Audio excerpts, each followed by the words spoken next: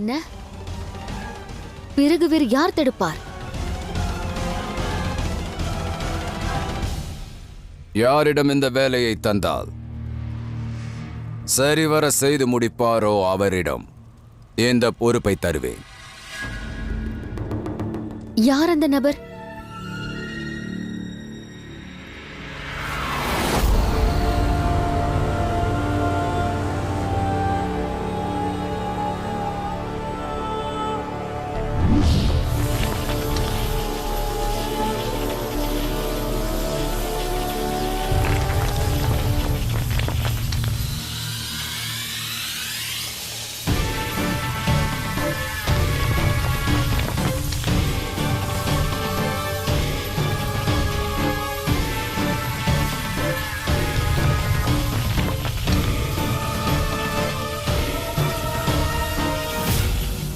பதில் கூறு மகனே, யார் அந்த நபர்? அவரால் உண்மையாகவே சிவனை தடுக்க முடியுமா?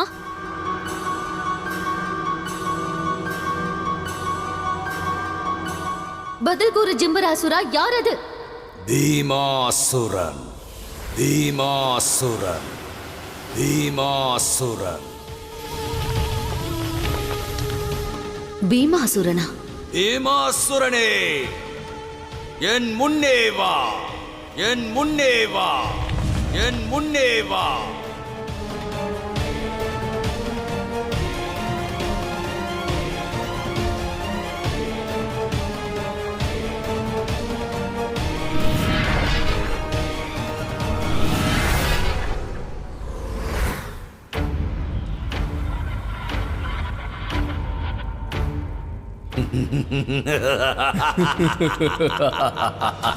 நண்பா பீமாசுரா.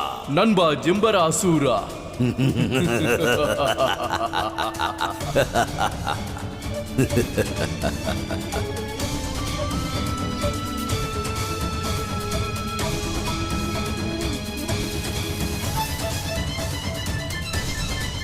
கூறு நண்பா, எதற்காக அடியேனை நீ அழைத்தாய்? நண்பனே, நீ பெற்ற வரத்தை பற்றி நான் மிக நன்றாக அறிவேன். நீ நினைத்தால் எவருடைய பாதையையும் மாற்றிவிட முடியும்.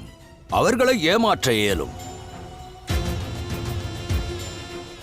இன்று அந்த வரத்தை பயன்படுத்துவதற்கான நேரம் வந்துவிட்டது. நீ எந்த வனத்தின் அரசனோ அந்த வனத்தின் வாயிலாக என் எதிரி வந்து கொண்டிருக்கிறான். ஆகையால் நீ எனது அந்த பரம விரோதியை நாளை சூரியன் அஸ்தமிக்கும் வரை உன் வனத்திற்குள் திக்குமுக்காட செய்ய வேண்டும். என் விரோதி பாதையை மறக்க வேண்டும். உன் விரோதி என்றால் அவர் எனக்கும் விரோதிதான் நண்பா. கூறு, யாரை நான் ஏமாற்ற வேண்டும்? அவன் வேறு யாரும் அல்ல, மகாதேவன், சிவன்.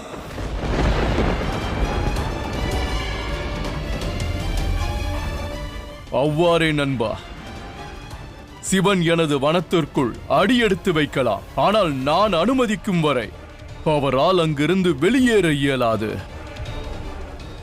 பீமாசுரா, சிவனை நீ எளிதாக எண்ணும் தவறை செய்யாதே. எங்கும் வியாபித்திருக்கும் மகாதேவரை எவ்வாறு ஏமாற்றப் போகிறாய் என்று நன்றாக யோசி.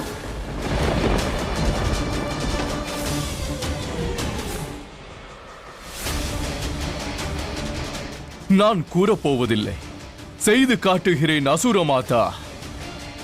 சிவன் தனது திசையை மறந்து வனத்தில் அலைந்து திரிவார். ஆனால் அதை நீ எவ்வாறு செய்வாய்?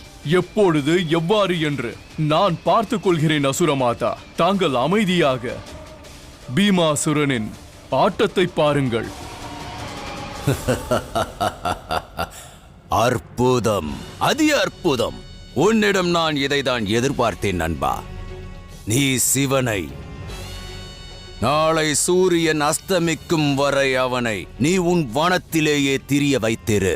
பிறகு அனைவரும் இணைந்து சிவனை சவமாக்கியதற்கான, இந்த ஆதி சக்தியை பலவீனமாக்கியதற்கான உற்சவத்தை கொண்டாடுவோம். பிரம்மாண்டமான உற்சவம்.